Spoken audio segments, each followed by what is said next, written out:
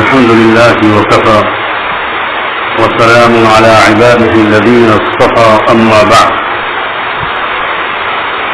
أعوذ بالله من الشيطان الرجيم بسم الله الرحمن الرحيم يا أيها الذين آمنوا أوفوا بالعقود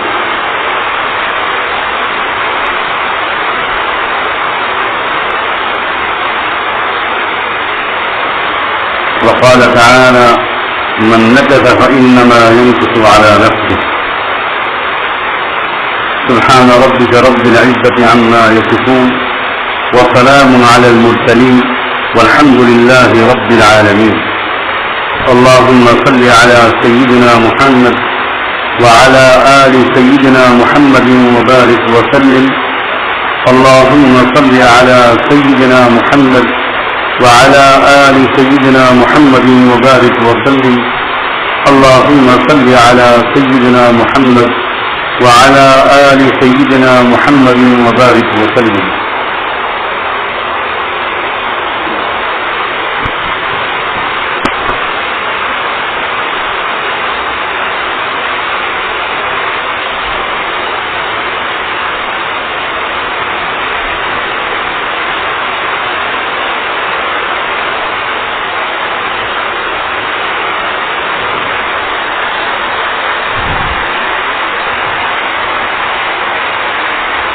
اللہ تعالیٰ نے انسان کے نفس کا یہ مزاج بنایا ہے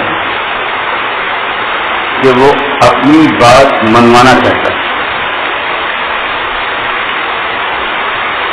نفس کے مزاج میں حکمرانی ہے.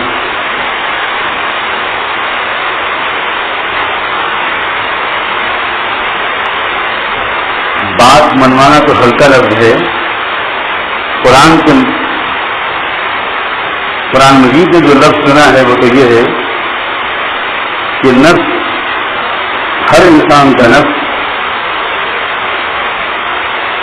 اس انسان کا معبود بننے سے کم پر راضی نہیں ہوتا. اتخذ الہہ ہوا. ہر انسان نفس چاہتا ہے کہ بندہ میری بات مانے, یعنی اسی کو عبادت کہتے ہیں. کسی ذات کی محبت کے ساتھ اگر اس کی ہر بات مانی جائے یہ سوچ کر کہ اسی سے مجھے فائدہ ہوگا, اسی کو دراصل عبادت ہے. ہم جس عمل کو عبادت سمجھتے ہیں وہ اندر والی عبادت کی ایک ظاہری علامت ہے.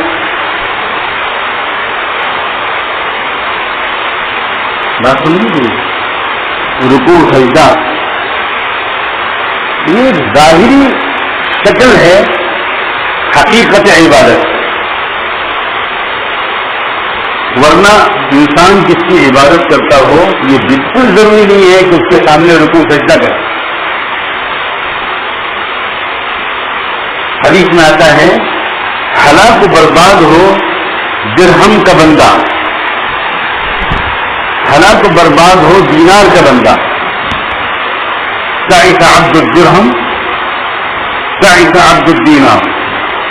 کبھی آپ نے دیکھا ہے کہ کوئی آدمی کے سامنے ڈالر رکھ کر یا ہندوستانی روپیہ رکھ کر اور پھر رکوع سجدہ کر رہا ہو, نماز پڑھا ہو اس کے سامنے؟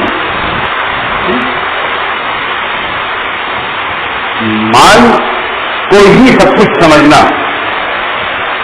وہ مل جائے تو خوش ہونا, کم ہو جائے تو پریشان ہونا, اسی کو سب کچھ سمجھنا, بس یہی عبادت ہے. تو عبادت کا مطلب یہ ہوا کہ انسان جس کی بات مانے محبت کے ساتھ, جس کو پانا چاہے, جس کے مل جانے پر خوش ہو, جس کے قریب ہو جانے پر مطمئن ہو, جس کے کم ہو جانے یا گم ہو جانے یا دور ہو جانے پر غمگین ہو, جس کو ہر وقت سوچتا رہے, وہی اس کا معبود ہے, وہی اس کا معبود. انسان کا نفس معبود بنے بغیر راضی نہیں ہوتا. ہم انسانوں کی اکثریت, وہ چاہے ان کا کوئی مذہب ہو, وہ مذہب کے خانے میں اپنا نام اسلام لکھیں، ہندو لکھیں، بدھسٹ لکھیں، کرسچن لکھیں، کچھ لکھیں، یہ سب بالکل فضول بات ہے. دراصل دنیا کے اکثر انسانوں کا، آج کے انسانوں کا ایک ہی معبود ہے، اور وہ ہے ان کا نفس.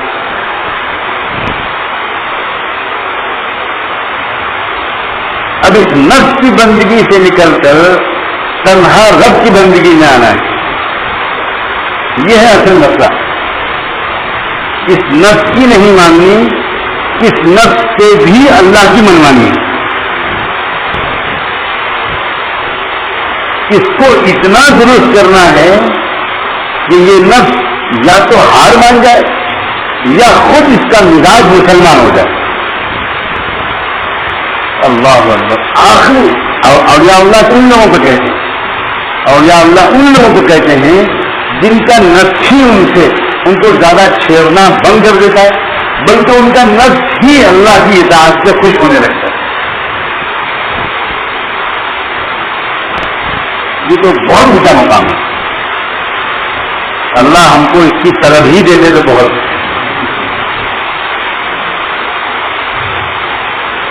اب اس کا ایک آسان علاج، انسان طے کر لے کہ میں نفس کی نہیں مانوں گا، پھر کس کی مانوں گا؟ کوئی اس کا بدل تو ہونا چاہیے جس کی مانوں گا. کیونکہ مانے بغیر دکان چلے گا، کچھ نہ کچھ تو آدمی کو کرنے میں کوئی نہ کوئی متبادل ہونا چاہیے جس کی مانیں گے اور نفس سے منوائیں گے. وہ ہے اللہ جل وعلا. اللہ کی مانیں گے اور نفس سے بھی اللہ ہی کی منوائیں گے. اس عہد و پیمان کو کہتے ہیں اسلام لانا. مسلمان کہتے ہیں اس کو ہیں جو کلمہ پڑھ کر یہ عہد کرتا ہے کہ لا الہ الا اللہ، میرا معبود میرا نفس بھی نہیں ہے، میرا معبود صرف اللہ.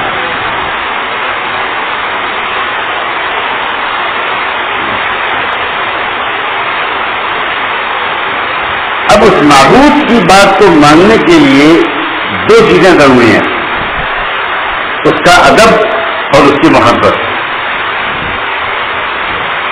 کیونکہ بچہ بچپن میں محبت کی وجہ سے ماں باپ کی بات نہیں مانتا، خوف کی وجہ سے مانتا ہے، ادب کی وجہ سے مانتا ہے. بچہ جب ماں باپ کی بات مانتا ہے تو محبت کیوں نہیں مانتا؟ بچہ فضائل جانتا ہے ماں باپ کی، ماں باپ کا روب ہوتا ہے، ادب ہوتا ہے، تھوڑی سی فطری محبت بھی ہوتی ہے. لیکن اصل میں تو بچہ جو بات مانتا ہے یا ایک شاگرد جو استاد کی بات مانتا ہے وہ پہلے خوف سے مانتا ہے، ادب کی وجہ سے مانتا ہے. پھر جب بڑا ہوتا ہے اس کو اپنی ماں باپ کے احسانات معلوم ہوتے ہیں، اسے پتا ہوتا ہے کہ اس کی ماں نے کتنی تکلیف سے اس کو پیٹ میں رکھا، کتنی تکلیف سے اس کو جنم دیا، کتنی تکلیف سے اس کو پالا، اس کے باپ نے حلال روزی کمانے کے لیے کتنی سخت محنت کی، سردی گرمی تندرستی بیماری کی پرواہ نہیں کی، مہینوں سالوں گھر چھوڑ کر پردیش میں پڑا رہا تاکہ بچے کا پیٹ بھرے. جب بچے کو پتا چلتا ہے بڑے کر ماں باپ کے اتنے احسانات ہیں اور پھر ان کا اتنا رتبہ اور حق ہے، تو بچے کو ماں باپ سے محبت بھی ہونے لگتی ہے. اور پھر جب خوف اور محبت دونوں چیزیں مل جاتی ہیں تو یہ بچہ جو ہے جس کے دل میں اپنے ماں باپ کا ادب بھی ہو، عظمت بھی ہو اور محبت بھی ہو، یہ بچے 100% اپنے ماں باپ کی بات مانتے ہیں. یہ اپنی نہیں مانتے، اپنے نفس نہیں مانتے، بلکہ اپنے نفس کے خلاف ماں باپ کی بات.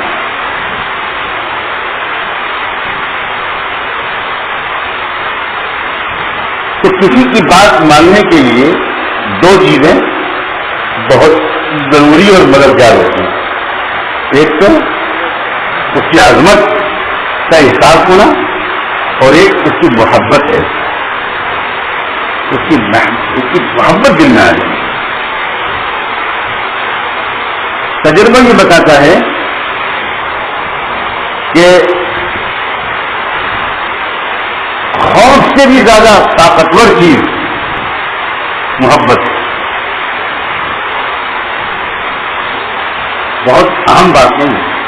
خوف سے بھی زیادہ طاقتور چیز کیا ہے؟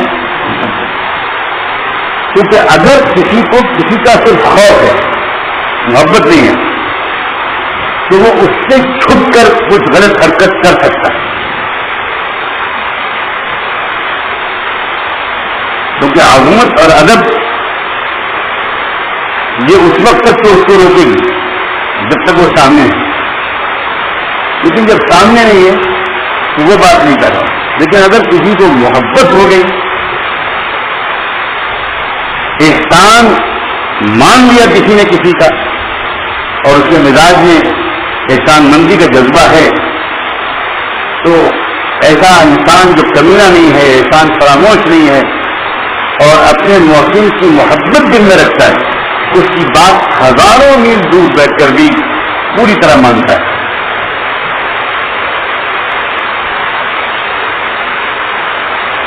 یوسف علیہ السلام کو جب زلیخا نے، اس عورت نے غلط کام میں پھنسانا چاہا تھا، تو اس وقت یوسف علیہ السلام نے دونوں چیزوں کا ثبوت دیا. دو چیزیں تھیں جنہوں نے ان کو بچا لیا.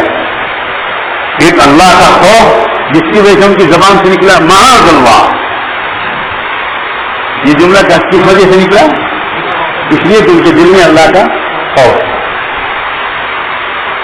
دوسرے ان کے دل میں اللہ کی، یا یوں کہیے کہ اس عورت کے شوہر کی، عزیز مصر کی، اس مصر کے گورنر کی محبت تھی، جس نے باوجود اس کے کہ ان کو خریدا غلام کی حیثیت سے، لیکن رکھا تھا بہت ہی اعزاز و اکرام کے ساتھ. اس لیے انہوں نے دونوں تفسیروں کے مطابق دوسرا جملہ بولا انہ ربی احسن مثوایا.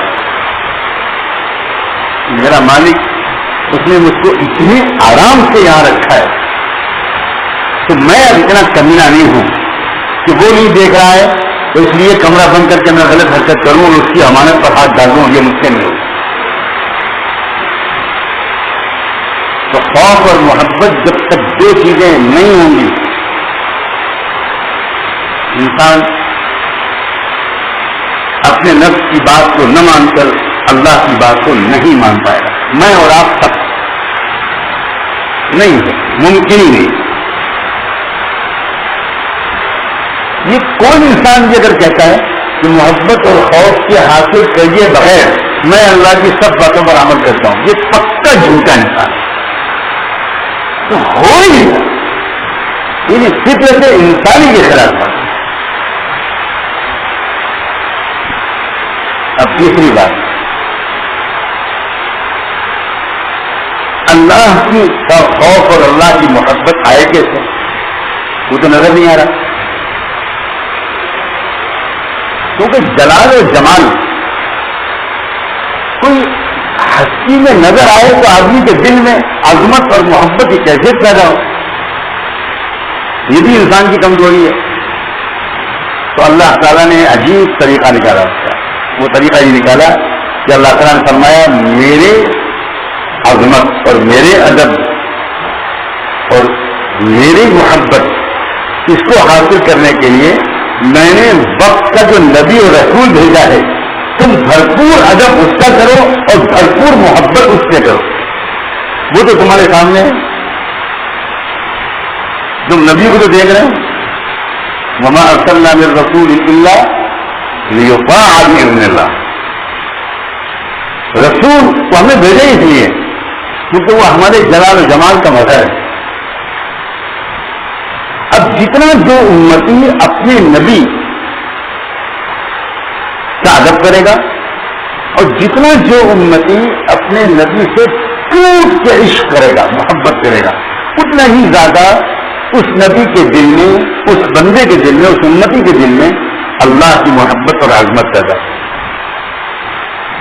نبی کے ہوتے ہوئے نبی کی ذات کے خوف اور محبت کے پیدا کیے بغیر اللہ کے خوف اور محبت دل میں پیدا نہیں ہو. اگر کوئی شخص ایسا ہو جو یہ کہے کہ بھائی نبی موجود ہیں، ٹھیک ہے، مگر وہ 1 میل دور ہیں، اور اللہ کا خوف پیدا کرنے کے لیے سورج چاند آسمان زمین، یہ بجلی کڑکنا، یہ بادل گرجنا بہت کافی ہے. میں بیٹھا سوچتا ہوں ان چیزوں کو، میرے دل میں اللہ کا خوف پیدا ہو جاتا ہے اور میں یہ سب کائنات کا حسن دیکھتا ہوں تو اللہ تعالیٰ کی محبت پیدا ہو جاتی ہے. تو نبی کے پاس جانے کی کیا ضرورت ہے؟ اگر کوئی یہ کہے وہ ایمان والا مانا جائے.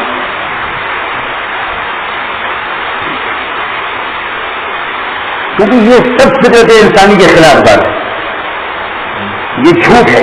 فطرت انسانی یہ ہے کہ نظر آنے والے کسی جمال و جلال کے پیکر کو سامنے دیکھ کر اس کے پاس بیٹھ کر اس کے اشاروں پر اپنی عادتوں کو بدل کر اور اس کو خوش کر کے تبھی تم اللہ تعالیٰ کو خوش کر سکتے ہو، تبھی تم اللہ تعالیٰ کی محبت اور خوف اپنے دل میں حاصل کر سکتے ہو. کتاب پڑھ کر نہیں کر سکتے، کائنات کے مطالعے کے ذریعے نہیں کر سکتے. وقت کا نبی اگر موجود ہے تو وقت کے نبی کے پاس تم کو جانا ہوگا. کوئی کہتا کہ نہیں وہ حالات ٹھیک نہیں تھے میں جا نہیں سکتا. الم تکن ارض اللہ واسعۃ فتہاجروا فیہا، میں تو جانا پڑے،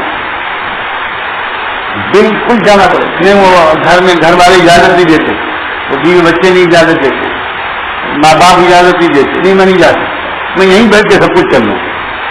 کسی نبی کے دور میں اللہ تعالیٰ نے اس بات کو جائز قرار دیا کہ تم نبی کے سامنے بتاؤ، اس کی صحبت اختیار مت کرو، اس کا ادب اور اس کی محبت اپنے دل میں مت بتاؤ، صحبت اس کی مت اختیار کرو، اور اس کے کہنے پر جان مال خرچ کیے بغیر میں جانتا ہوں تمہاری اطاعت مجھے قبول ہے. کبھی کسی نبی کی صحبت کے بغیر اللہ تعالیٰ نے اس وقت کسی کے ایمان کو تسلیم نہیں. قرآن نے تو صحابہ کے بارے میں یہاں تک کہہ دیا کہ الذین آمنوا ولم یہاجروا ما لکم من ولایتہم من شیء، جو ایمان تو لے آئے مکے میں لیکن محمد آپ کے پاس مدینہ نہیں آئے، کوئی حق ان کا آپ کے اوپر نہیں بنتا. اللہ، عورتیں اپنے شوہروں کو چھوڑ کر ہجرت کر کے آتی تھی. ہم کیسے مرد ہیں؟ قرآن مجید میں اس کا پورا ذکر ہے. بلکہ ایک نیا مسئلہ پیدا ہوا مدینہ منورہ کے اندر کہ وہ عورتیں جو اپنے کافر شوہروں سے بات کرائی ہیں، کتنی تکلیف ہے ہوئی ان عورتوں نے، کتنا خطرہ مول لیا ہوگا. اب یہاں کیا ان کا پچھلا نکاح باقی ہے کہ نہیں باقی؟ اگر باقی ہے تو وہ کیا کریں یہاں بیچاری، کیسے رہیں، کس کے پاس رہیں؟ اور اگر نکاح باقی نہیں ہے تو یہاں کیا مسئلہ ہوگا؟ اللہ تعالیٰ نے اپنی ان بندیوں کی خاطر قرآن مجید میں پوری سورت بتا دی اور 2 سورتوں میں اپنی بندیوں کی خاطر احکام دے. یہ اس بات کی دلیل ہے کہ اس وقت یہ بات بالکل صاف تھی کہ رسول کے پاس جا کر اس کی محبت اور اس کا ادب کر کے اللہ کی محبت اور اللہ کے ادب کو اپنے دل میں لانا. اتنی ضروری تھی اللہ کے رسول کا ادب کہ اللہ تعالیٰ نے یہ تک فرما دیا کہ یا ایھا الذین آمنوا لا ترفعوا اصواتکم فوق صوت النبی، خبردار رسول کے سامنے بلند آواز میں بولنا بھی نہیں. ہم لوگ تو جس طرح کہتے ہیں اپنے اساتذہ اور مشائخ سے بات کرتے ہیں. یہ تک کہہ دیا کہ زندگی بھر کی نیکیاں تمہاری ایک بے ادبی کی وجہ سے سب ختم ہو جائیں. ان تحبط اعمالکم وانتم لا تشعرون، زندگی بھر کی نیکیاں ایک بے ادبی کی. مسئلے کو بھائی عزیزوں سمجھو، میں ایک بات سے دل بہت تڑپ رہا ہے. ہمارے اکثر لوگ نہ بیعت ہونے کا مطلب سمجھ رہے، نہ اس تصوف و سلوک کا مطلب سمجھ رہے ہیں. ایک نئی ہوا ہے، چلو چل کے بیعت ہو جاؤ. یہ تو مجھے ڈر لگ رہا ہے کہ اپنے خلاف کوئی فیصلہ کروانا ہے کیا. بیعت ہونا کھیل نہیں، یہ بیعت ہونا بالکل کھیل نہیں. میں مسئلے کی نزاکت بتانا چاہتا ہوں. دیکھو، وقت کا نبی جب زندہ ہوتا ہے تو نبی کے پاس جا کر اس کے جلال و جمال کا اپنے سینے پر اثر لے کر اس کی عظمت اور محبت میں ڈوب کر اللہ کی عظمت اور محبت تک پہنچنا ضروری ہوتا ہے. اب اگلی بات کہتا ہوں، جب امت میں نبوت مکمل ہو گئی اور اب کوئی نبی نہیں آنا تو کیا کریں گے؟ حضور اکرم صلی اللہ علیہ وسلم کی امت کی تاریخ میں، امت کی عمر میں وہ والی امت کی تعداد زیادہ ہے جو حضور کی زندگی میں تھی، یا وہ اس سے زیادہ ہے جو بعد میں آئی؟ بتاؤ بھائی، بہت تھوڑے ہیں اس وقت تو 1.25 لاکھ، اور اب کتنے ہیں دنیا میں؟ 1 ارب سے اوپر ہے، اور یہ تو اس وقت کی تعداد، اس وقت سے اب تک کتنے ارب ہو چکے؟ تو اب ان کے لیے کوئی بدل نہیں ہے اس کا. اب نبی نہیں ہے تو کہاں جائیں؟ اللہ تعالیٰ نے اس امت میں حضور اکرم صلی اللہ علیہ وسلم کی خلافت کا ایک نظام چلایا، ایک نظام چلایا اس امت میں بہت زبردست، اور وہ ہے، اس کا نام ہے نظام خلافت. خلافت 2 قسم کی، ایک خلافت ظاہری ہے، خلافت باطنی. ظاہری خلافت کا مطلب تو یہ ہے کہ حضور صلی اللہ علیہ وسلم نے زندگی کے آخری سالوں میں ایک بادشاہ، ایک حکمراں کی ذمہ داریاں بھی سنبھالی. آپ نے جنگیں بھی کی، آپ نے معاہدے بھی کیے، آپ نے مال غنیمت تقسیم کی، آپ نے قانون نافذ کیا، آپ نے حدود قائم کی، آپ نے بیت المال قائم کیا. یہ سب مملکتی معاملات تھے.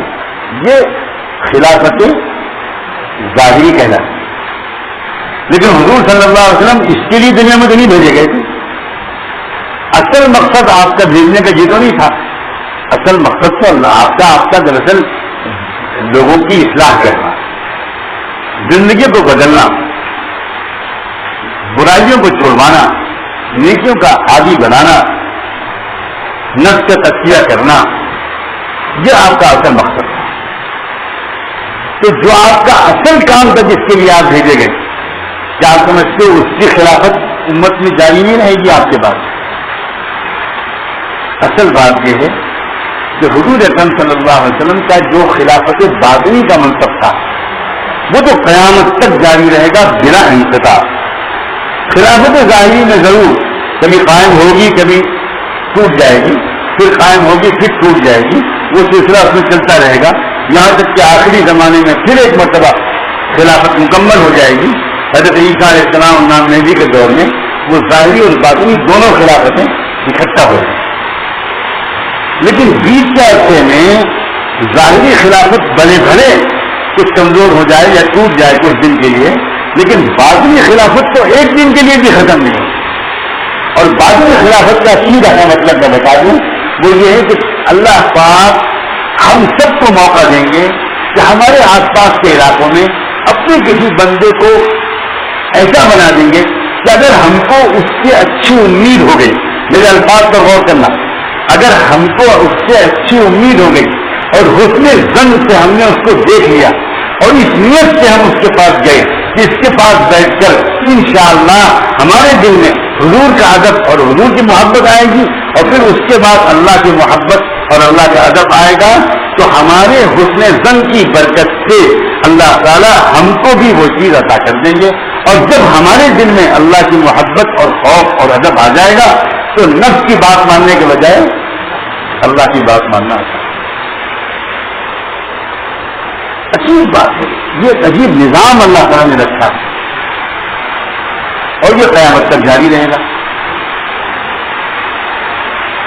اب سمجھ میں آ گیا ہوگا کہ بیعت ہونے کا مطلب کیا ہے. بیعت کسی کلمات کے پڑھ لینے کو نہیں کہتے، بالکل قطعاً نہیں. کوئی انسان بالکل بیعت نہ ہو لیکن وہ کسی ایک بندے کو محبت کی نگاہ سے دیکھے، اس کی بات کو مانے اور اس کا ادب کرے، اور اس نیت سے اس سے رشتہ جوڑے کہ اس رشتے کی برکت سے میرے دل میں اللہ کے رسول کی اور اللہ کی محبت اور خوف آ جائے گا. کیونکہ اصل مقصود اس بندے کی محبت نہیں ہے، نہ اس بندے کا ادب ہے. اصل مقصود تو دراصل اللہ اور اس کے رسول کی محبت اور ان کا ادب. لیکن کیونکہ ہماری ایک کمزوری ہے، جب تک ہمارے سامنے وہ ہستی نہیں ہوتی جس کے سامنے ہم ذرا ادب سے بیٹھیں، جس کا احترام کریں، جس کی تعظیم کریں، جس کو محبت سے دیکھیں، جس کو آرام پہنچانے کی کوشش کریں، اور ایک عجیب قسم کا اندر کا جذبہ ہو، عشق و محبت کا، ادب اور عظمت اور خدمت کا، تب تک جب تک ہمارے سامنے کوئی طے کرے محسوس نہ ہو، کوئی نظر آنے والی کوئی ہستی نہ ہو، تب تک ہم غیبی طور پر اللہ کی محبت اور عظمت براہ راست اپنے دل میں نہیں اتارتا. یہ ہماری کمزوری ہے اور انسانی فطرت ہے. یہ نہ ہوتی تو نبی کی بھی ضرورت نہیں تھی اور نبوت کے وارثین کی بھی ضرورت نہیں، لیکن ہے ہماری کمزوری. چنانچہ اس کی تھوڑی دلیل ہے، اگر ہم کہیں بھی کسی اللہ کے اچھے بندے کو دیکھ لیتے ہیں اتنی دیر کے لیے ہمارے دل پر اچھا اثر پڑتا ہے، لیکن یہ اچھا اثر اگر صرف وقتی طور پر رہے، یہ بالکل ایسا ہے جیسے سردی کے موسم میں آپ آگ کے پاس بیٹھ گئے، تو آگ کے پاس اگر آپ بیٹھیں گے تو چاہے کافر ہو چاہے مومن آپ کو گرمی تو محسوس ہو، لیکن جب اٹھ کے چلی جائیے تو یہ سردی لگنے لگی. اور اگر ہم آگ اپنے ساتھ لے کر چلے جائیں تو جہاں جائیں گے ہمارے پاس گرمی اندر حاصل کرنے کا ایک سسٹم ہے. بالکل اسی طرح اللہ والوں کے پاس بیٹھنے والے 3 قسم کے ہوتے ہیں. یا تو وہ ہوتے ہیں جو اس وقت ان کے اوپر اثر پڑتا ہے جیسے آگ کے پاس بیٹھے ہوئے ہیں لوگ. کچھ وہ ہوتے ہیں جو لے کر جاتے ہیں تو پھر وہ ان کے ساتھ ساتھ رہتا ہے، اور کچھ وہ ہوتے ہیں جو خود آگ بن جاتے ہیں. پھر آگ کو اپنے کو گرم کرنے کے لیے کسی دوسری آگ کی ضرورت نہیں ہوتی، وہ تو دوسری چیزوں کو گرم کرتی پھرتی ہے. بات سمجھ میں آئی؟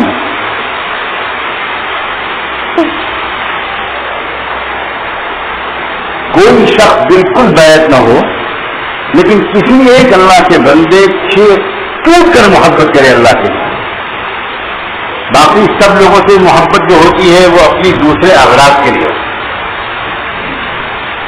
عموماً دنیاوی اغراض ہو، شوہر کی بیوی سے محبت، بیوی کے شوہر سے محبت، ماں باپ کی بچوں سے محبت، یہ بالکل کچھ اور چیز ہے.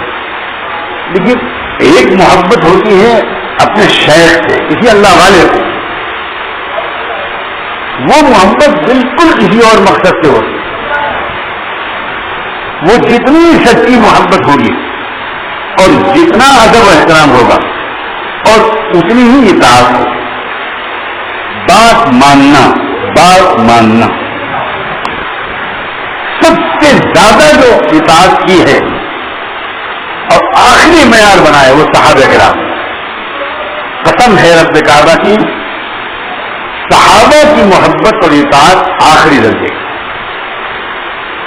میدان احد میں گھمسان کی جنگ چل رہی ہے، ایک صحابی گھوڑے پر بیٹھے ہوئے ہیں یا یوں ہی ہیں، تلوار ہاتھ میں ہے، دوسرے ہاتھ میں ڈھال ہے یا لٹکی ہوئی ہے ڈھال. ایک دم سے گزرتے ہیں رسول اللہ کے سامنے، بچنا اے اللہ کے رسول یہ بتا دیجیے اگر میں ابھی اسی جنگ میں شہید ہو جاؤں تو کیا ہوگا؟ فرمایا جنت ملے گی. تو ہاتھ میں کچھ کھجوریں تھی جو وہ کھا رہے تھے، تو وہ کھجوریں پھینک دی، کہا انہا لحیات طویلہ، اگر میں یہ چند کھجوریں کھانے کے بعد شہید ہوں گا تو اس میں تو دیر ہو جائے گی جنت میں جانے. کھجوریں پھینک گھس گئے اور شہید ہو گئے. اب بتاؤ یہ آج کل کے زمانے میں اندھی محبت کہا جائے گا نہیں کہا جائے گا؟ سب سمجھائیں گے کہ پاگل ہے، پاگل. ابھی تو کیریئر بنانے کا وقت تھا، ابھی تو کمانے کا وقت تھا، ابھی تو یہ کرنے کا وقت تھا. یہ ساری باتیں وہ لوگ کہتے ہیں جن کے دل میں عشق و محبت ہے. محبت والا تو اشارہ دیکھتا ہے، اشارہ دیکھا انہوں نے کہ رسول کی مرضی اس وقت یہ ہے کہ جھونک دو اپنے آپ. اور سب صحابہ نے ایسی ہی محبت.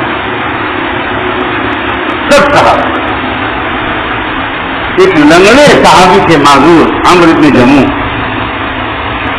وہ لنگڑاتے ہوئے آئے،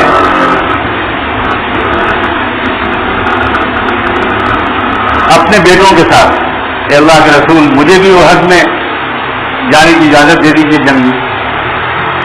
تو حضور نے دیکھ کر فرمایا اما انت فقد وضع اللہ عنک الجہاد، یا رفع اللہ عنک الجہاد، معذور ہو، تمہارے لیے یہ والا مجاہدہ تم پر نہیں تھا، تم چھوڑ، بیٹے تو تمہارے جا ہی رہے، بس یہ بیٹے جا رہے ہیں، تم مت جاؤ۔ رونے لگے ہو، انہوں نے فرمایا کیا بات کیا ہے؟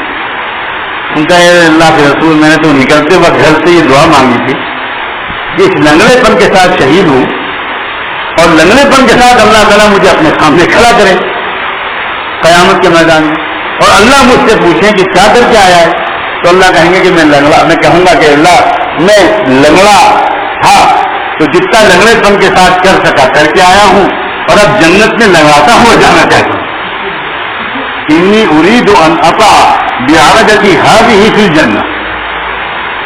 جب حضور نے یہ محبت والی باتیں سنی تو حضور کا دل بالکل بدل گیا، فرمایا چلو۔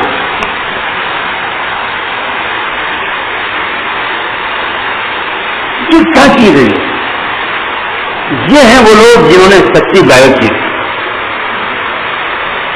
یہ ہیں وہ لوگ جنہوں نے سچی بیعت۔ ان الذین یبایعونک انما یبایعون اللہ۔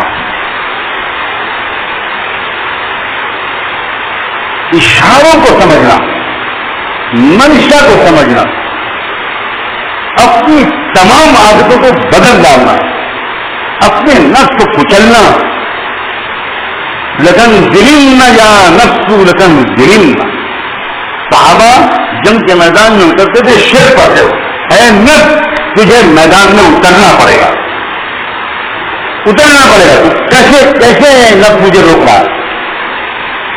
یہ ہیں وہ لوگ جنہوں نے نفس کی عبادت نہیں کی، اللہ کی عبادت۔ ورنہ دوستوں اللہ یہ بھرم رکھے ہمارا، ہم سب نفس کے پجاری ہیں، پجاری۔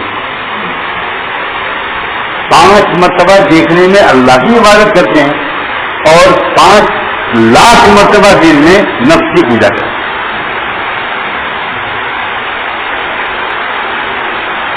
جب تک کوئی انسان اللہ کے لیے اپنے آپ کو اپنی اصلاح کے لیے کسی کے حوالے نہیں کر دیتا، جب تک حوالے نہیں کر دیتا اس کی اصلاح نہیں ہوتی۔ بالکل کوئی 5% حوالے کے ہوئے، کوئی 2%، کوئی 3%، کوئی 2.5%، کوئی 1%، اپنی مرضی سے جب اٹھیں، جب جی چاہے گا اٹھیں گے، جب جی چاہے گا سوئیں گے، جب جی چاہے گا یہ کریں گے، جب جی چاہے گا وہ کریں گے، کسی سے کیا لینا دینا۔ یہ تو بالکل ایسے حضرات کو اللہ تبارک و تعالیٰ اپنے کرم سے ہم سب کو اس طرح کی بیماریوں سے چھٹکارا تھا۔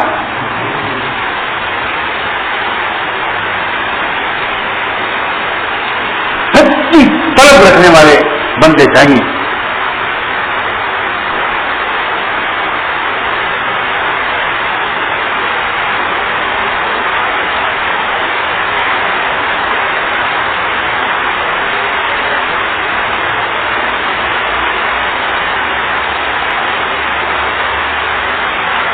عورتیں اللہ کے رسول صلی اللہ علیہ وسلم سے یہ کہتی تھی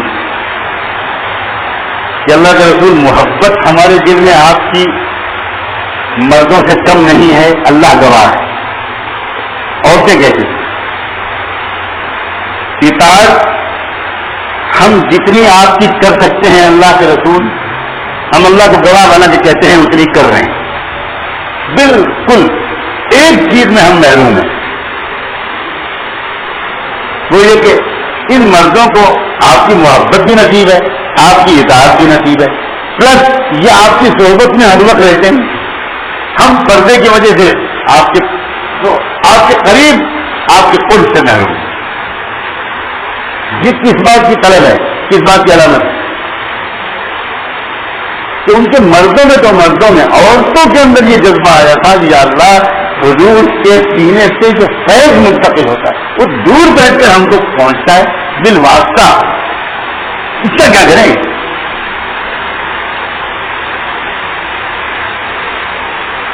حضور صلی اللہ علیہ وسلم فرمایا بہت اچھا، ہفتے میں ایک دن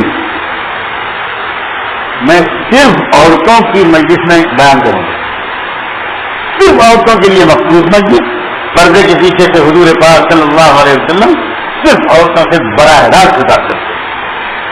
یہ اس بات کی علامت ہے کہ ان کے مردوں میں، ان کی عورتوں میں، ان کے بچوں میں ادب اور محبت دو چیزیں بے پناہ آ گئی.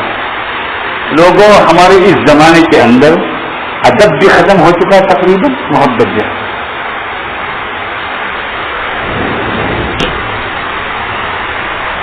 حضرت شیخ الہند رحمۃ اللہ علیہ کا واقعہ ہے غالباً، یا کسی اور کا، مجھے تھوڑا سا شک ہو رہا ہے کہ وہ سبق پڑھا رہے ہیں، سبق پڑھاتے پڑھاتے ایک دم سے کھڑے ہو گئے. اب بچے طلبا حیران ہے کہ کہا ہے ہمارے استاد سے کیا ہوگا، پھر پڑھ کے پڑھانے لگتے ہیں، پڑھاتے پڑھاتے پڑھاتے برس میں کھڑے ہو گئے. ذرا پھر کھڑے رہے 7 منٹ، چند سیکنڈ، پھر بیٹھ. 3-4 دفعہ جب ایسا ہو گیا، سبق مکمل ہو گیا، تو کسی نے ہمت کر کے کہا کہ حضرت گستاخی ماں آج یہ کیا ہو رہا ہے. کہنے لگے اصل میں سامنے جو گھر ہے نا وہ سیدوں کا گھر ہے، تو سادات کا گھر ہے، سیدوں کا گھر ہے. ان کے گھر کا ایک چھوٹا سا بچہ وہ کھیلتے کھیلتے گلی میں سامنے آ جاتا تھا، تو حضور کے خاندان کا بچہ سامنے آئے اور محمود بیٹھا ہے. اللہ، کیا ادب ہے، کیا ادب ہے، کیا ادب ہے.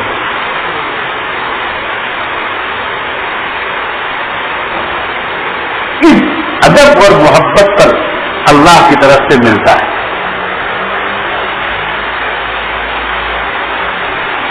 اور اسی ادب اور محبت کو کے رشتے کو کہ ثبوت کے طور پر یہ بیعت ہے، ورنہ بیعت ضروری نہیں ہے. محبت اور ادب ضروری ہے. بیعت ہو اور نہ محبت ہو نہ ادب، اس سے کوئی فائدہ نہیں. اور ادب اور محبت بھرپور ہو اور بیعت نہ ہو، 100% فائدہ، 100%.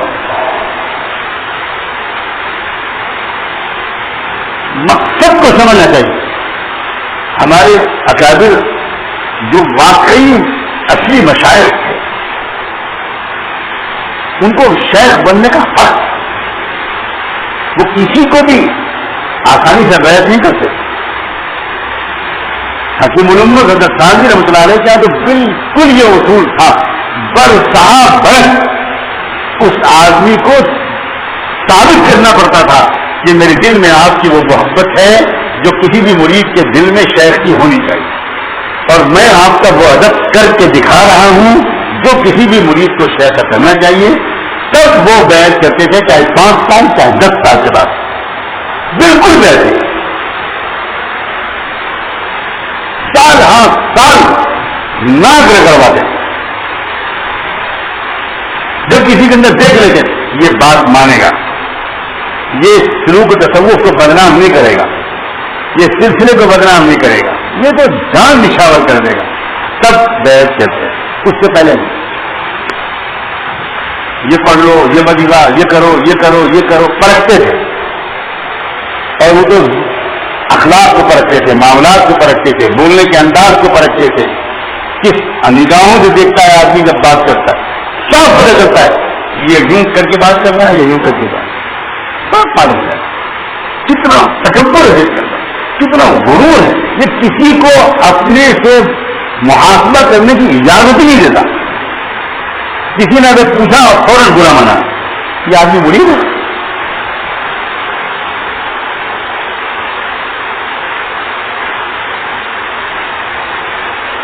اور محبت اور ادب کا جس نے حق ادا کر دیا، اس کو بغیر بیعت کیے خلافت دینے کے یہ تھے اللہ کے واقعی عارف بن گئے. ہمارے حضرت نے اللہ کیا بتائیں، یہ تو اللہ ہی گواہ ہے، کیا بول جان دیا جس کے بالکل اہل نہیں تھے.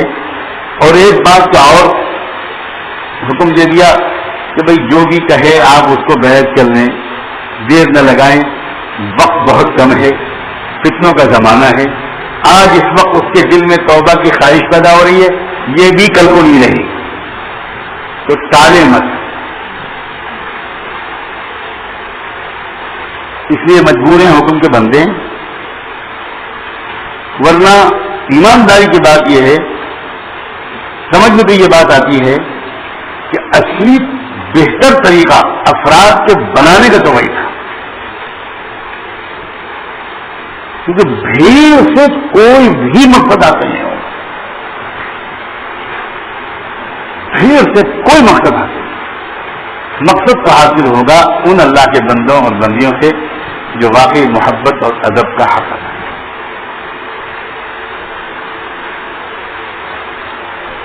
جو واقعی کہنا مانے, اپنے نفس کو کچلیں, اور نفس کو کچلنا اس وقت تک نہیں ہو سکتا جب تک کہ ہم اس کے مقابلے میں اللہ اور رسول کی بات نہ مانیں.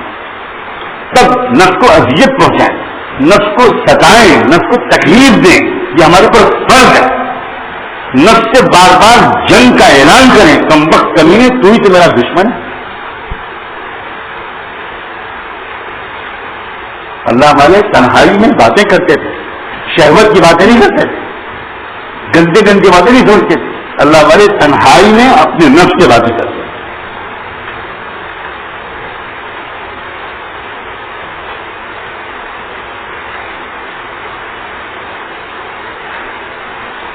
بہت واقعات ہیں نفس سے باتیں کرنے, کتابیں ہیں, مجلدات. امام ابو حنیفہ راتوں میں اپنے نفس سے کیا کہا کرتے تھے, امام محمد کیا کہا کرتے, امام مالک کی رات کیسے گزرتے, حضرت معاویہ کی رات کیسے گزرتے, حضرت علی کی رات کیسے گزرتے, کتنا چور پکڑتے تھے اپنے نفس کو. جو انسان اپنے نفس کی خباثتوں سے واقف نہیں ہوگا, اور جو انسان محسوس ہی نہیں کرے گا, ایک مرتبہ بھی طلب کر نہیں کہے گا کہ میرا نفس میرے قابو میں نہیں آ رہا, میں کیا کروں, بے چینی اس کے اندر نہیں ہوگی, اضطراب نہیں ہوگا, تو نہیں آگے بڑھ پائے.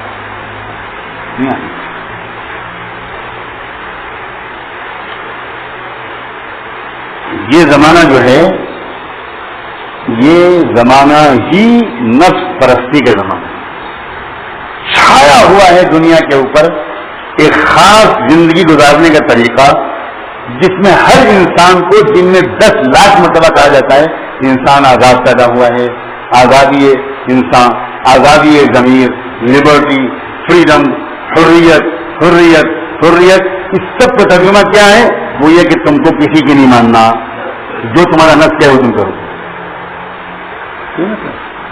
اسی لیے گھر گھر جھگڑا ہے, کیونکہ جو آدمی جن کے نفس اللہ کی نہ مانتے ہوں, اپنی منواتے ہوں, وہ 1 گھنٹہ بھی ایک ساتھ نہیں رہ سکتے لڑے بغیر. وہ جماعت میں نکلیں گے تب لڑیں گے, وہ خانقاہ میں آئیں گے تب لڑیں گے, وہ خدمت کریں گے تب لڑیں گے, وہ امامت کریں گے تب لڑیں گے, وہ ہر حال لڑیں گے, وہ مدرسے کی شورا کے ممبر ہوں گے تب لڑیں گے. اس لیے کہ نفس, جو نفس باغی ہے وہ دوسرے نفس کو برداشت نہیں کر سکتا. ایک گراکٹ اپنے دوسرے گراکٹ کو برداشت نہیں کرے گا. ایک بس میں اگر جیب کاٹنے والا سوار ہو گیا اور اسی بس میں دوسرا جیب کاٹنے والا سوار ہو گیا, وہی پکڑوا دے گا اس کو, پولیس کو. بہت ایماندار بنے گا وہ. پورے بس میں 10 فقیر بیٹھے ہوں یا کروڑپتی بیٹھے ہوں, گراکٹ کو برا نہیں لگے گا. لیکن دوسرا گراکٹ سوار ہوا اور پھر آئی مصیبت. ایک محلے کے کتے دوسرے محلے کے کتے کو برداشت نہیں کرتے. دوسری گلی کا کتا جہاں آیا اور ان کتوں نے ماشاءاللہ بالکل سیاست کی طرح بھوگنا شروع کیا, بل برداشت نہیں کر سکتے. بالکل یہ نفس اکیلے, ایک نفس دوسرے نفس کو برداشت نہیں. جہاں دو آدمی میں لڑائی ہو رہی, اس کا مطلب یہ ہے کہ دونوں کا نفس غبارے کی طرح پھولا ہوا ہے. وہ اس کو برداشت نہیں کرتا, اس کو برداشت نہیں. ایک شیخ کے 2 خادم اور دونوں کا نفس پھولا ہوا, اب یہ اس کے خلاف شکایتیں کر رہے ہیں, اس کے خلاف شکایت کر رہے ہیں, یہی ہو رہا ہے. سارا کھیل نفس کا.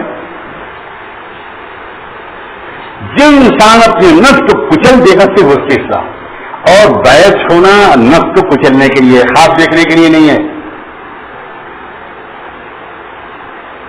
تیسرے اور چوتھے آسمان کی پرواز کے لیے نہیں ہے. لوگ بیت ہونے کے ایک ہفتے کے بعد خواب بنانا شروع کرتے ہیں. اس کی صاف دلیل ہے کہ ان کا پیٹ خراب ہے, ان کو کچھ ضرورت ہے معدے کی اور آنتوں کی اور جگر کی طاقت کی دواؤں کی. ان کا پیٹ خراب ہے اس لیے خواب دیکھ رہے ہیں, گیسز بہت بنتے ہیں. صحابہ خواب نہیں سنایا کرتے, صحابہ خوابوں کے شہزادے نہیں تھے, عملی زندگی میں دکھاتے تھے کہ ہم آپ کی بات مان کر دکھائیں گے, آپ اشارہ تو کیجیے. کیوں ہے ایسا؟ کسی ایک اللہ کے بندے کو کہ ادب اور محبت کے واسطے سے رسول کی ادب اور محبت تک پہنچنا اور رسول کی ادب اور محبت کے واسطے سے اللہ کی عظمت اور محبت تک پہنچنا, یہ راستہ ہے. الحمدللہ کروڑوں لوگوں کا تجربہ ہے کہ شروع میں تو ان کو اس بات کی ضرورت محسوس ہوتی ہے کہ ایک مدت تک وہ آنکھوں کے سامنے نظر آنے والے کسی محبوب اور مطاع کو دیکھیں, تب جا کر وہ محبت ان کے اندر پیدا ہو پاتی ہے. یہ انسانی فطرت ہے. لیکن کچھ مدت کے بعد پھر یہ حال ہوتا ہے کہ وہ سامنے ہو یا ہزاروں میل دور, اس محبت میں اور اطاعت میں کوئی کمی نہیں, کوئی کمی.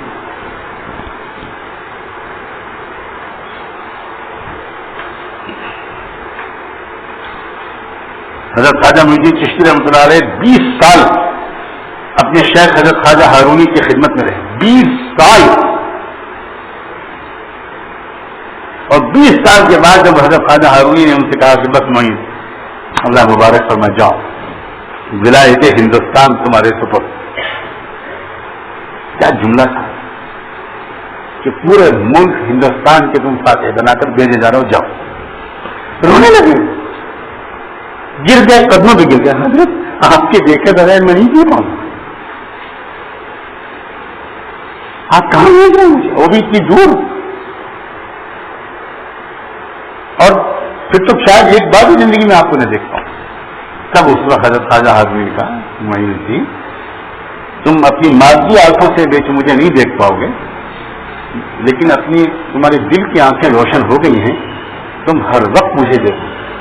بالکل بدل اس زمانے اس فاصلے کی وجہ سے تمہارے قرب میں کوئی کمی نہیں ہوگی, بلکہ روزانہ زیادتی ہوگی. ایک تعلق ہوتا ہے. یوسف علیہ السلام ٹھیک وقت پر اچانک انہوں نے اپنے والد کی تصویر دیکھی. یہ تو چیز ہے جس وقت ان کو نفس بہکانا جا رہا تھا, وَلَقَدْ هَمَّتْ بِهِ وَهَمَّ بِهَا, جس وقت نفس ان کو گندگی میں ٹچ کرنے جا رہا تھا, ٹھیک اس وقت ان کو ایک دم سے اپنے محبوب والد نظر آ گئے. اس لیے کہ ان کو اپنے والد سے بے پناہ محبت, بے پناہ محبت وہ نظر آ گئے, یاد آ گئے. کیا مطلب ہے اس کا اللہ بہتر جانے, لیکن اس کا صاف مطلب یہ ہے کہ ہزاروں میل دور بیٹھ کر بھی وہ محبت جو تھی باپ سے, اس نے ان کو بچایا. وہ ان کے خالی باپ نہیں تھے, وہ ان کے شیخ بھی تھے, وہ ان کے مربی بھی تھے, وہ ان کے مرشد بھی تھے. کبھی تو انہوں نے اپنا خواب سنایا تھا اپنے باپ کو بچپن میں, اور باپ نے اس خواب کو سن کر یہ کہا تھا کہ اللہ تقصص رؤیاک علی اخوتک, یہ خواب اپنے بھائیوں کو سنانا مت. یہ خالی بیٹے باپ کا رشتہ نہیں تھا. تبھی تو انہوں نے کہا تھا کذالک یجتبیک ربک ویعلمک من تأویل الاحادیث. یہ جملہ تو کوئی باپ نہیں کہے گا اپنے بیٹے کو, یہ تو ایک صاحب دل کہے گا کہ اللہ نے تم کو چنا ہے, اور دیکھو آگے چل کے تم کو کیا علم ملے گا.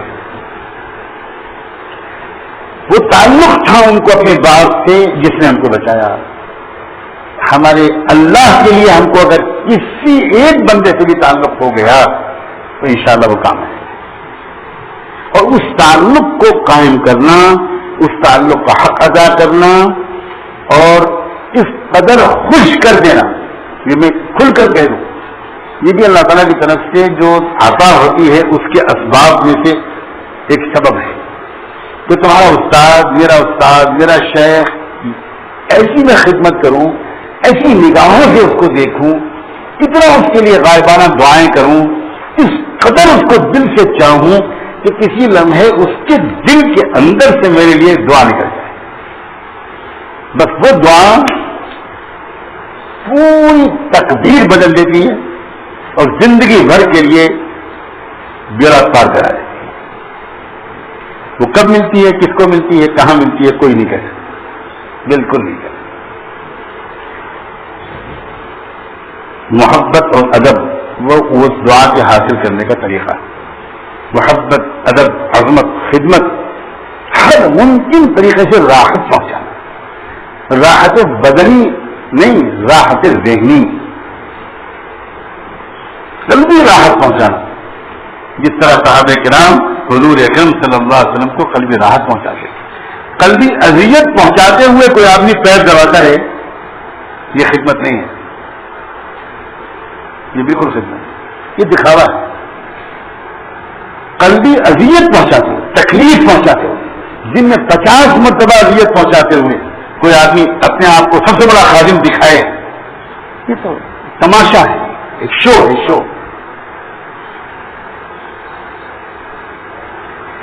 اللہ کے بندو، اپنے آپ پر رحم کرو، دل کو خالص کرو، اپنا خود جائزہ لو، اور اگر اس راستے میں زیادہ دل نہیں لگتا تو بہت زبردستی کرنے کی ضرورت نہیں، بہت زبردستی کرنے کی ضرورت نہیں. اپنی نیتوں کا جائزہ لو کہ نیت ہے کیا.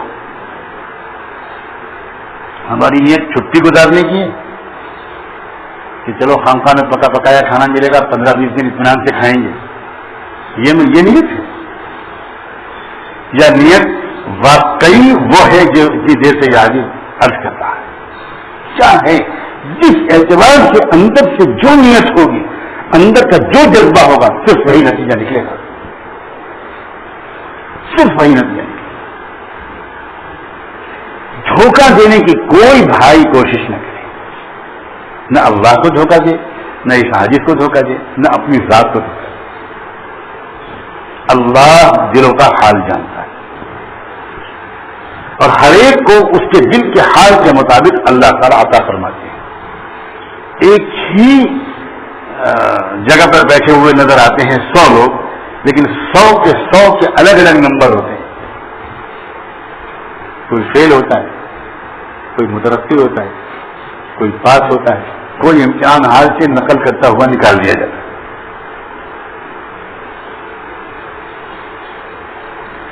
اللہ تبارک و تعالیٰ حقیقت سمجھ کر عہد کا پیمان کرنے کی توفیق دے. جو حضرات بیعت کرنا چاہتے ہیں وہ اس پوری تفصیل کی روشنی میں پھر سوچ لیں. اگر ان کے اندر سچا ارادہ ہو تو آگے بڑھیں، ورنہ بالکل ضروری نہیں ہے، بالکل ضروری نہیں ہے کہ وہ رسم ادا کریں. وہ پہلے اپنے اندر سچا ارادہ پیدا کرنے کی کوشش کریں، اللہ سے بھیک مانگیں، اپنے نفس کی غلامی سے نکلے، پکڑیں اپنی بیماریوں کو، دل کے چور کو، اور اللہ تعالیٰ سے مدد مانگیں. انشاءاللہ یہ زمانہ کم ہمتی کا زمانہ ہے، یہ اللہ بھی دیکھ رہے ہیں. اس لیے اس زمانے میں یہ تو امید ہے ہمارے ساتھ اللہ اتنی سخت شرطیں نہیں لگائیں گے جیسی ہماری پچھلوں کے ساتھ لگائیں گے. یہ تو امید ہے، یہ تو امید ہے. یقیناً اللہ بڑے کریم ہیں. جب دیکھتے ہیں کہ لوگوں کی ہمتیں گر گئی ہیں، پست ہو گئی ہیں، تو معاملے کو اور آسان کر دیتے ہیں. لیکن آسان کرنے کا یہ مطلب بھی نہیں ہے کہ بے قیمت ہے کوئی چیز. اللہ تعالیٰ اپنا قرب، اپنی محبت اور نفس کی غلامی سے نکل کر اللہ کی بندگی میں داخلہ، یہ بہرحال یہ تو دیکھ کر ضرور کریں گے کہ یہ بندہ اس کا سچا خواہش مند ہے کہ نہیں. اللہ تعالیٰ ہی سے، دربار سے ہم سب طلب بھی مانگتے ہیں. ہم کو سچی طلب بھی عطا فرما اور نبھانے کی توفیق بھی عطا فرما. اب جو اللہ کے بندے اس کے ساری بات کے سننے کے بعد بھی وہ بیعت ہونے کا ارادے پر قائم ہیں سراخوں پر، کیا پتا اللہ نے ان کے لیے کیسے کیسے مقامات قرب طے کر رکھے ہوں. یہ بندہ حائل ہونے والا کون ہوتا ہے، اسے کیا حق پہنچتا ہے کہ کسی کے اللہ تک پہنچنے کے راستے میں یہ اپنی بدگمانی کی وجہ سے رکاوٹ ہو. اس لیے یہ عاجز اپنی ترقی کی نیت سے، اپنی مغفرت کی نیت سے اس مبارک وقت میں کلمات توبہ پڑھتا ہے. جو حضرات پہلے سے بیعت ہو چکے ہیں وہ بیعت کی تجدید کی نیت سے ان کلمات کو دوہرا سکتے ہیں. جو اس وقت بیعت ہونے کے ارادے سے آئے ہیں، مردوں میں ہوں یا خواتین میں، وہ توبہ کے ساتھ بیعت کی نیت کو بھی شامل کر لیں. ساری زندگی کی گناہوں، قصوروں، غفلتوں، کوتاہیوں کو یاد کریں اور شرمندگی کی کیفیت کے ساتھ سچے دل سے توبہ کی نیت سے ان کلمات کو پڑھیں. سب سے پہلے کلمہ طیبہ پڑھا جائے گا. اللہ تعالیٰ نے کلمہ طیبہ میں یہ تاثیر رکھی ہے کہ جو بندہ یا بندی توبہ کی نیت سے ایک مرتبہ بھی کلمہ طیبہ پڑھ لیتا ہے، اللہ تعالیٰ اس کے زندگی بھر کے گناہوں کو معاف کرتا ہے. آئیے توبہ کی نیت سے اور اللہ سے عہد کی نیت سے اس کلمے کو پڑھیں. لا الہ الا اللہ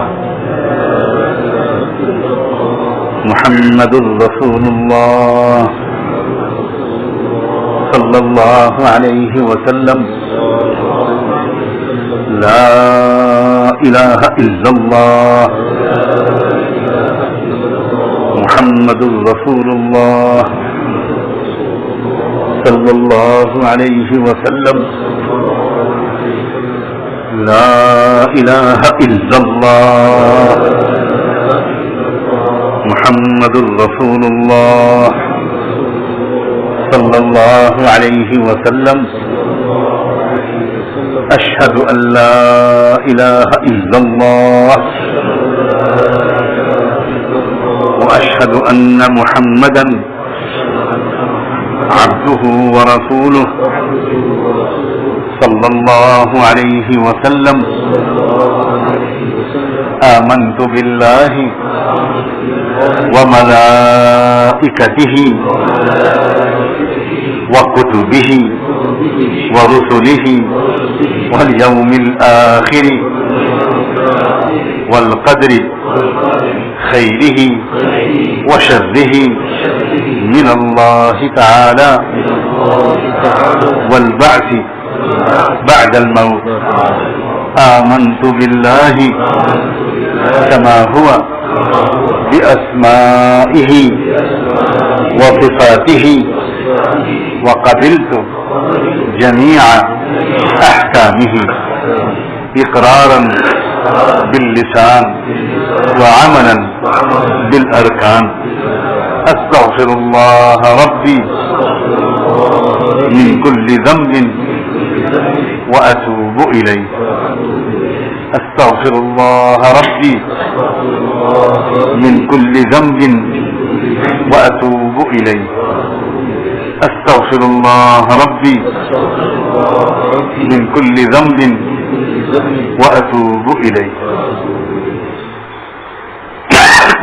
اللہ تعالیٰ ہم سب کی توبہ مقبول سنائے. یہ ایک عہد ہے اللہ کی محبت اور اس کی عظمت کو اپنے دل میں بٹھانے کی کوشش کرنے کا. اس کے لیے بالکل ابتدائی درجے کے معمولات شروع میں بتائے جاتے ہیں. غور سے سنیں، پابندی سے کریں. روزانہ صبح اور شام کم سے کم آدھا گھنٹہ مرد بھی اور عورتیں بھی اپنے وقت کو فارغ کریں، تنہائی کی جگہ تلاش کریں.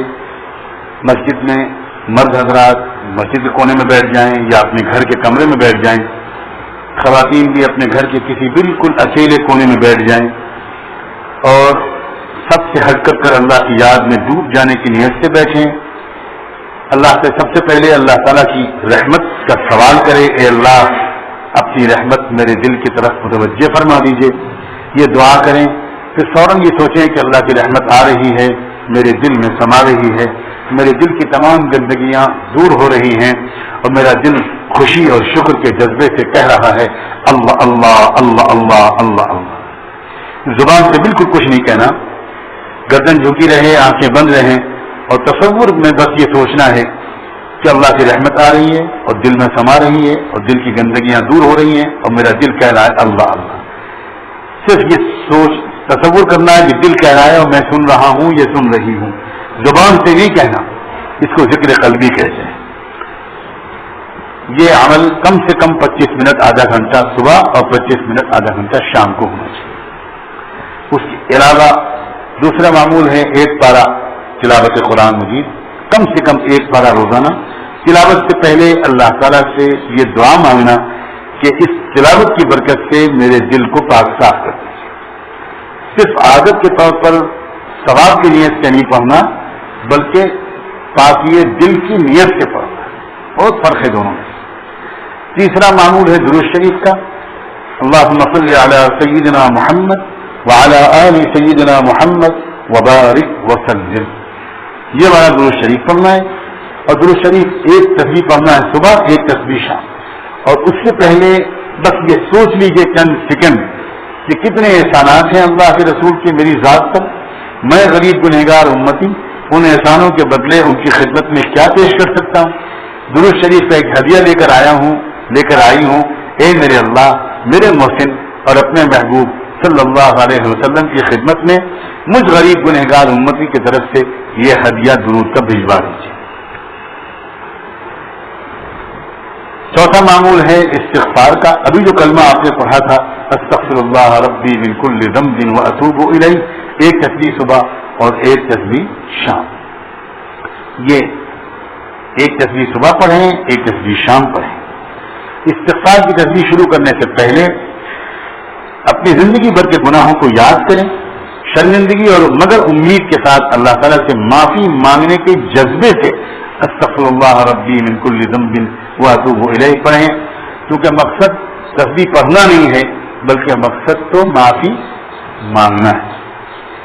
5ویں بات یہ بتائی جاتی ہے کہ وقتاً فوقتاً مہینے 2 مہینے میں اپنے حالات بتاتے رہیں، دینی حالات بتاتے رہیں، معمولات کی کتنی پابندی ہو رہی ہے، اس کے کیا اثرات محسوس ہو رہے ہیں، بس یہ مختصراً بتاتے رہیں تاکہ رابطہ رہے اور آگے کے سبق دیے جا سکیں اور مناسب مشورے وقتاً فوقتاً دیے جاتے رہیں۔ اللہ تبارک و تعالیٰ قبول فرمائے۔ وآخر دعوانا ان الحمد للہ رب العالمین۔ معمولات کا پرچہ چھپا ہوا ہے، جو حضرات پہلی بار بیٹھ ہوئے ہیں، جو ابھی نہیں ان کے پاس وہ پرچہ نہیں تھا، نماز کے بعد کسی ذمہ دار سے وہ پرچہ مانگ لیں۔ سبحان اللہ والحمدہ، سبحان اللہ والحمدہ، اشہد ان لا الہ الا اللہ۔